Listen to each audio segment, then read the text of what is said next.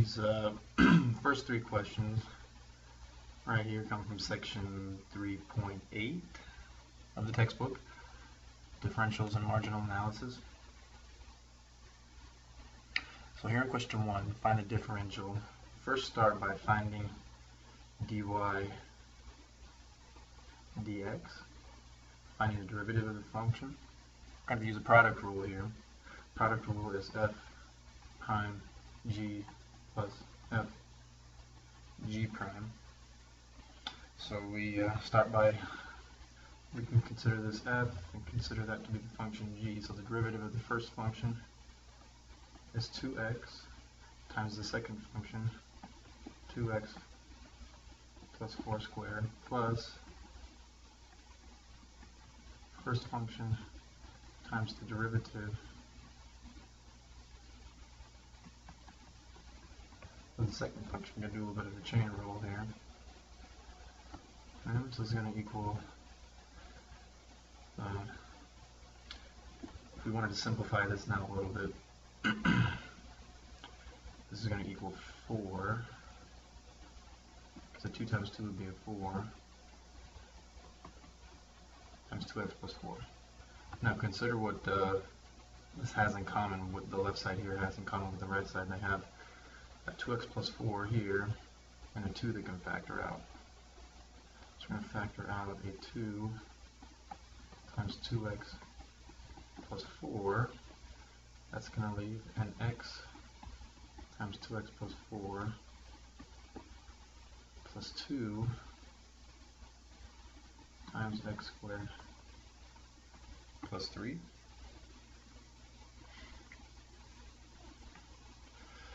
Now simplifying this in the middle, we're going to have, this is going to be an x squared plus, or rather 2x squared plus 4x. This is another 2x squared plus 6 right there. So we simplify that, we're going to have 4x squared plus 4x plus 6.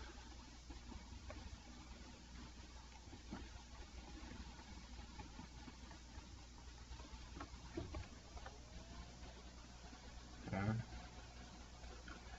Now, this is dy dx. The differential then would just be multiplying both sides by dx. So dy is equal to 2 times 2x plus 4 times 4x squared. Actually, I think we're going to run out of room. Let's just do it this way. There we go. Multiply both sides by dx to isolate dy. Question 2 starts the same way. We've got to find dy dx. I'm going to rewrite this using rational exponents. So it's raised to the power of 1/3. Well, actually, that would be the original function. 6x squared to the 1/3. So the derivative is equal to 1/3 times 6x squared.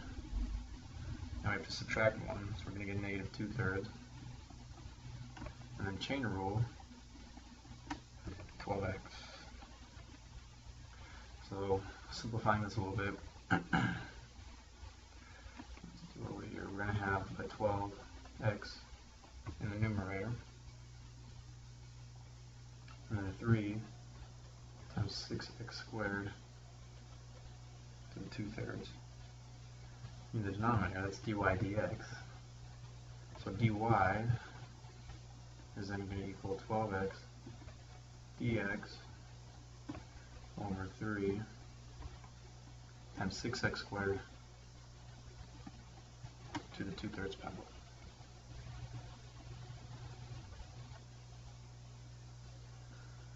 There.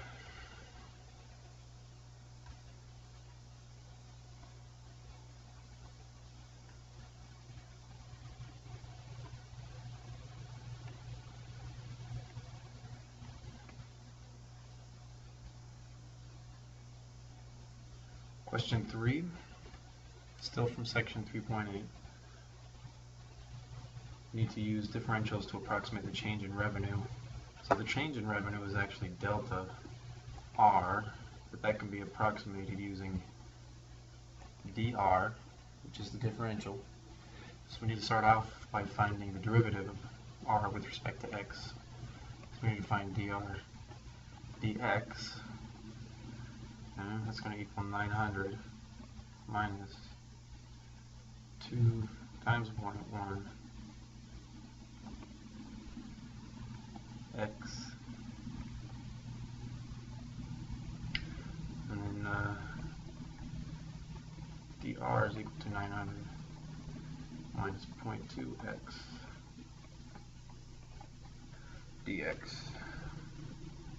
Now dx is the change in x value. That's equal, if x goes from 3,000 to 3,100, then the change is 100 units. The x value we're going to use is the starting value of x right here, 3,000 units. So making the substitution, we have dr is equal to 900 minus 0.2 is 1/5. This is 1/5. 3,000 times 100.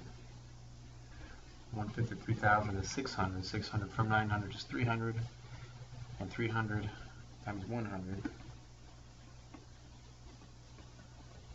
is 30,000. And that's $1. So the change in revenue from increasing production to 3,000 units to 3,100 units is $30,000. Okay, question 4.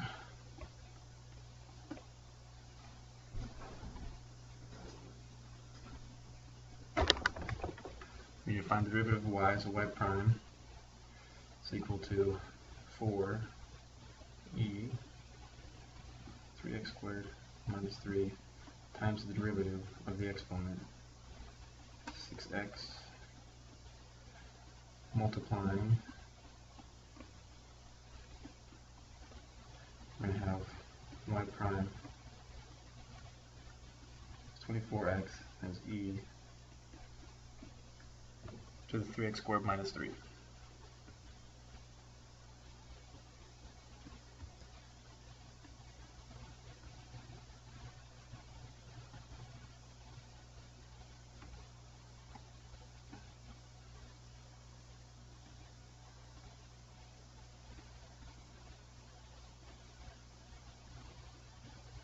Okay, question 5. It's kind of an involved one. This is a quotient rule.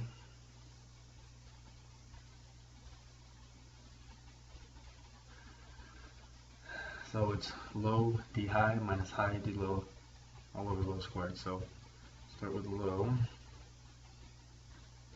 2x squared plus 6x. Now we have to multiply it by the derivative of the top function. I'm going to take this over here. The derivative of the top function is the derivative of the separate terms of this top function. So this is going to be e to the 4x squared times 8x for the chain rule part, plus the derivative of the second part. So this is equal to 8x times e to the 4x squared plus 4. So that's what we multiply by here. 8x e to the 4x squared plus 4, and minus top function e to the 4x squared plus 4x plus the derivative of the bottom function, which is 4x plus 6. That's all over 2x squared plus 6x. Okay, now we simplify a little bit. We need to use the FOIL method in both terms here and both terms here.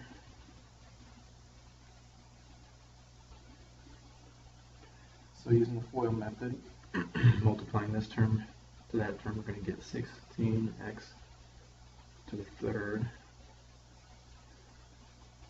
times e to the 4x squared, and then the 2x squared times over here times 4 is plus 8x squared. Now this term times that term there, it's 48x squared e to the 4x squared, and that term times that term is plus 24x. Now we subtract the sum of all those terms. So it's going to be 4x e to the 4x squared. That's that times that. Here we're going to get plus 6e to the 4x squared. Here is 16x squared. And finally we have plus 24x. And then remember, all of these terms inside are being subtracted. So the 24x and the 24x would cancel. Only other like terms would be this 8x squared and this minus 16x squared that we would combine. And that's all over 2x squared plus 6x squared. Sorry, I forgot the exponent of 2 up there as well. So combining some of the like terms, we're going to end up with 16x to the third e to the 4x squared. That takes care of that one. We have a plus 48x squared e to the 4x squared. That takes care of that one. Minus 4x e to the 4x squared. That takes care of that one. Plus 6e to the 4x squared. And that is the 8x squared minus 16x squared, which is negative 8x squared. That's all over the denominator. So 2x squared plus 6x squared. Okay, question 6. This is a product rule, which is f prime times g plus f times g prime. So this right here is f, this could be g. So f prime is going to be 6, and then we multiply that by g, which is e to the q to the 5th power plus 6q. Now I do the derivative of the g function, which is e q to the 5th times 5q to the 4th. This equals 6e q to the 5th plus 30 q to the 5th e q to the 5th. They both have a 6e q to the 5th in common, so if we factor out 6e q to the 5th, that leaves 1 plus 5 q to the 5th, and that's p prime.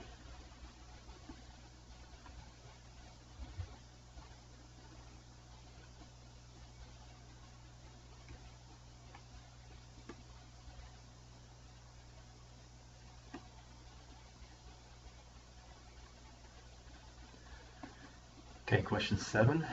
Find the equation of the tangent line using the point. To find the equation of the tangent line, we need the slope of the tangent line. That's going to come from the derivative, so we've got to find y prime. So y prime equals e to the negative 2x plus x squared times the derivative of the exponent 2x minus 2. Now we could spend some time trying to simplify this, but we're only going to use the derivative to find the slope, so might as well leave it how it is. Use the fact that x equals 2. Plug a 2 in for all the x's. So the slope, if this x is 2, this 2 times negative 2 is negative 4 plus 2 squared. So that's e to the 0 power. Inside we have 2 times 2, which is 4. 4 minus 2 is 2. So e to the 0 power, anything to the 0 power, is just 1. 1 times 2 is 2. So the slope of the tangent line is going to be 2. Now our equation needs to be of the form y equals mx plus b. The slope goes in place of m. Okay, and now we can use this point as an x and a y value. So 1 equals 2 times 2 plus b. 2 times 2 is 4. Subtract 4 on both sides and we get b is equal to negative 3. So the equation is y equals 2x minus 3. It's the equation of the tangent line. Okay, properties of logarithms. There is a quotient that we can expand using subtraction of 2 logarithms, but we have to take care of this exponent before we can expand the quotient. So this 5 is going to drop down in front, and then we can expand using subtraction.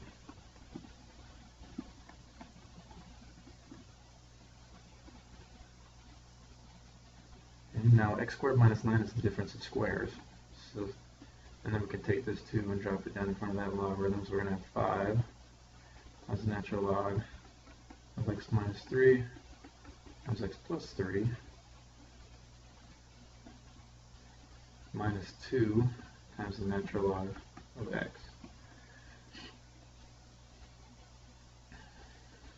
Now, we're taking the logarithm here, we're taking the logarithm of product. So this can be expanded further. This is going to be 5, and then natural log of x minus 3 plus the natural log of x plus 3 minus 2 times the natural log of x. And then we can distribute the 5 to each logarithm. So the final answer is 5 times the natural log of x minus 3 plus 5 times the natural log of x plus 3 minus 10 times the natural log of x.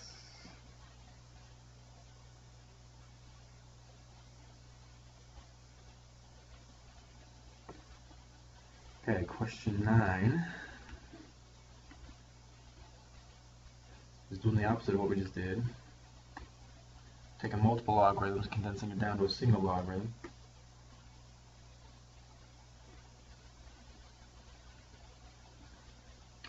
So we can start inside, seeing what we have here. This exponent, or this 2 in front of the logarithm, needs to come back up in front as an exponent. Okay, we have a plus sign separating these 2 natural logs, so we can condense the expression x plus 3 and x.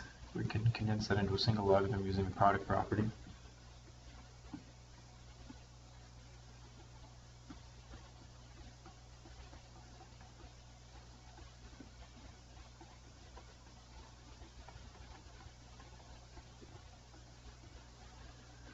And now there's a minus sign between 2 logarithms, so we can condense that further into a quotient.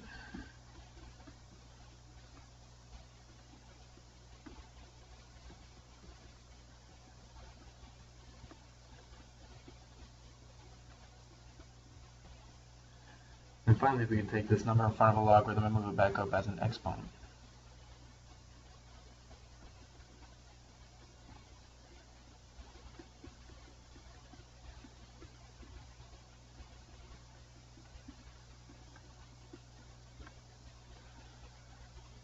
Okay. Question 10, solving this logarithmic equation. For x, we need to isolate the logarithmic term first.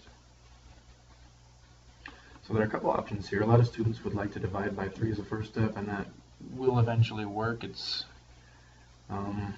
might take a few more extra steps. The way I'm thinking of is we can take this -2 and drop it down in front, combine it with that 3 to make -6 times the natural log of x is equal to 12. Divide by -6.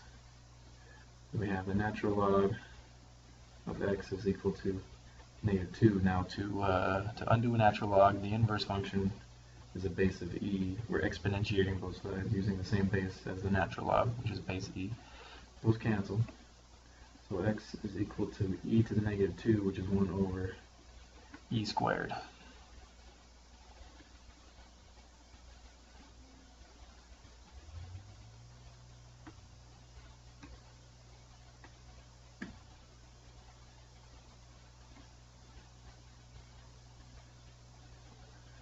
Okay, question 11, we need to isolate the exponential part of this, which is e to the -0.2x. We need to get that by itself, so divide by 300.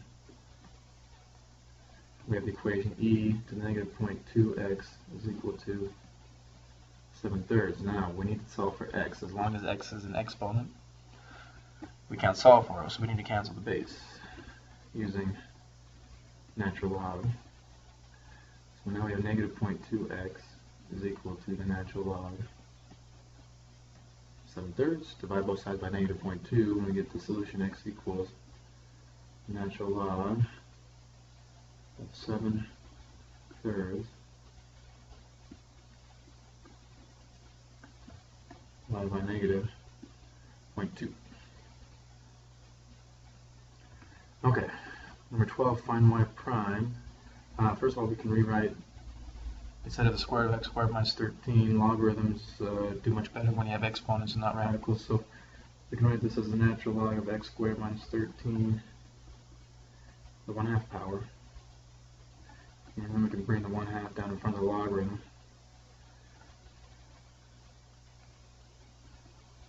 So it's 1/2 times the natural log of x squared minus 13.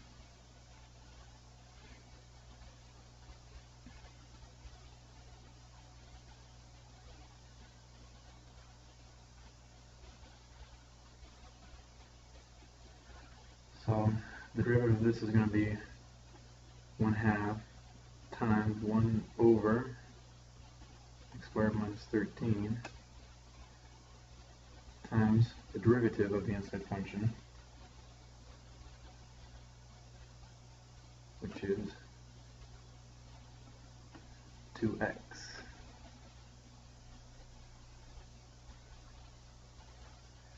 Okay. Now simplifying this a little bit, the 2 and that 2 cancel.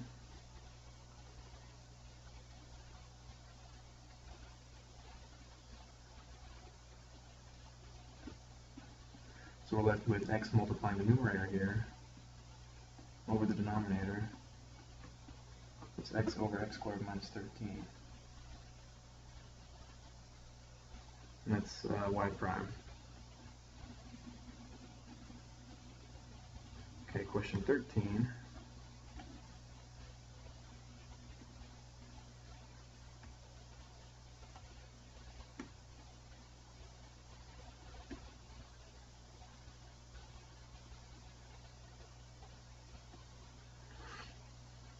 We need to expand this logarithm into multiple logarithms. It's much easier to take the derivative of separate logarithms rather than this condensed logarithm. So let's rewrite y. First of all, there's a product right there. We can expand that into the natural log of x plus 2 times the natural log of 2x plus 3. Now when we take the derivative, we take the derivative of separate logarithms. The derivative of the first logarithm is just 1 over x. The derivative of the second logarithm is 2 times 1 over 2x plus 3 times the derivative of this inside function, which is 2.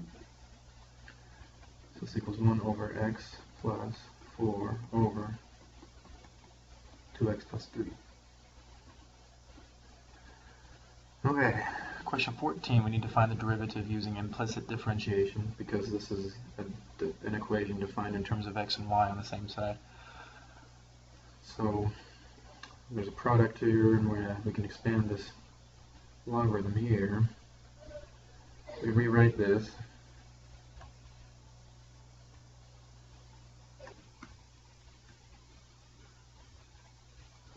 So this is a product right here, we can expand that.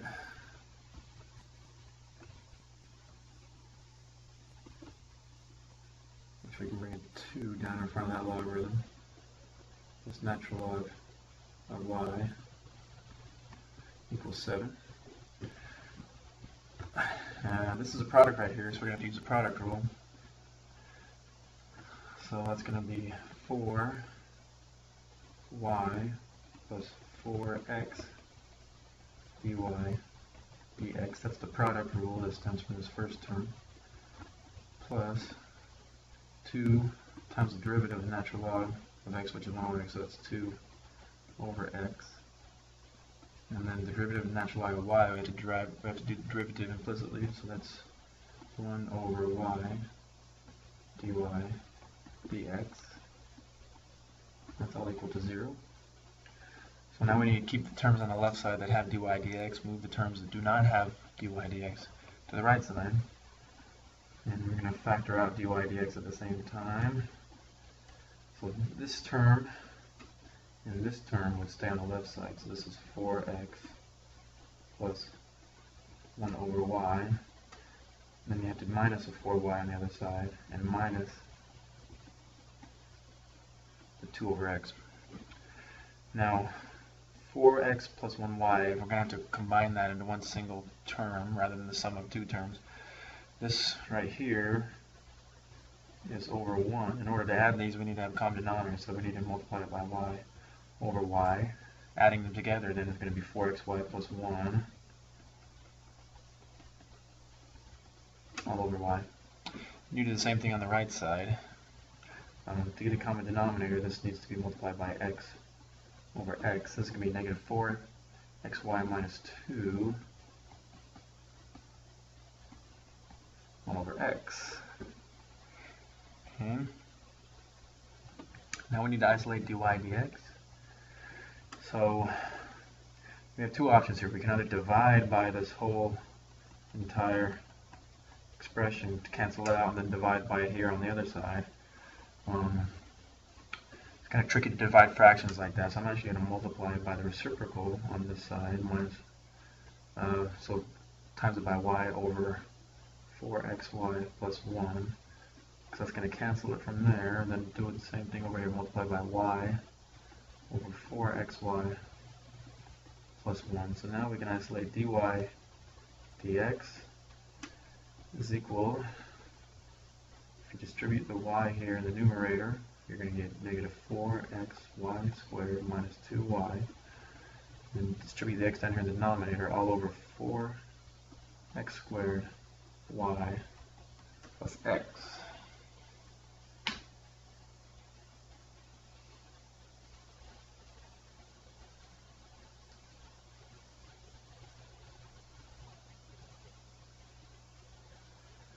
Okay.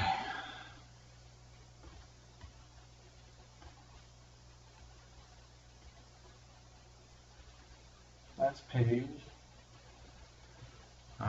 By the way, 16. I'm not going to count this problem on the test. Didn't really look too carefully at this before I made the review and before I submitted the test to the testing center. Finding the values of x and p that maximize revenue, probably not the best question to ask in terms of level of difficulty and the scope for the course, so I'm going to not consider question 16. The principles in 16 are the same in 15, so we'll get plenty of practice here in question 15. We need to make an equation in the form y equals c times e to the kt, where c represents an initial population, k is the factor of growth, or the growth factor, t represents time. We do need to find values of c and k. That's our first task. And we know that after 3 days, which is a time value,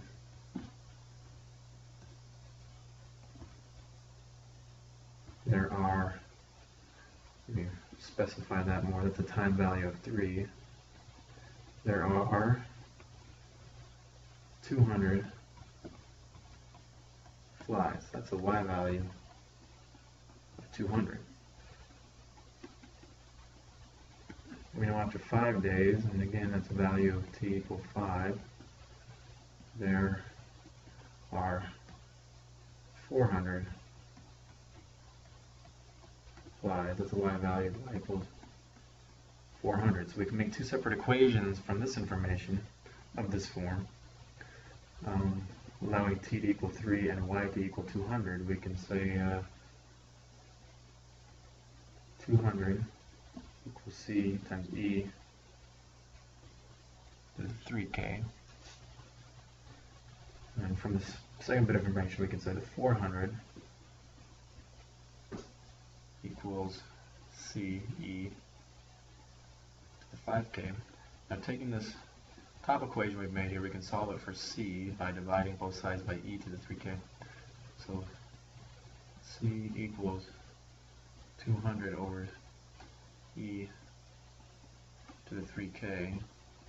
Now we can take that value and plug it in there for that C and get the equation 400 equals 200 over e to the 3K times e to the 5K. And now these terms can reduce to e to the 2K. So we get the equation 400 equals 200 times e to the 2K. Divide both sides by 200 and you get the equation 2 equals e to the 2K. And if you take the natural log on both sides, it cancels a base of e. So from that we get that the natural log of 2 is equal to 2k, and from that, dividing both sides by 2 to isolate k, we get k is equal to the natural log of 2 over 2. Now, we had solved for c previously up here. We knew the value of c was 200 over e to the 3k, but we did not know the value of k. But now we do. So we can continue this now and say that c is equal to 200 over e to the 3, now multiply this by the value of k, which is natural log of 2 over 2. This is 3 times the natural log of 2 over 2. Since these are multiplying and we're dividing, we can actually move this dividing by 2 to divide the 3 by 2. And the reason for doing that is if you have a number in front of a logarithm that's multiplying a logarithm, then you can move that number as an exponent.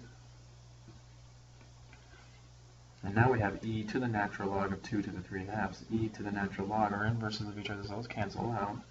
So your value of c is 200 over 2 to the 3 halves. So we know the value of k, and we know the value of c. We can finish our model. Y equals 200 over 2 to the 3 halves times e, the natural log of 2 over 2 times t. And the value in finding a model to fit that data is, in addition to knowing how many flies there are after 3 days and 5 days, we can now find how many flies there would be on any number of days by plugging in different values for t. We can make predictions further on down the road in terms of days and weeks and months by using this model.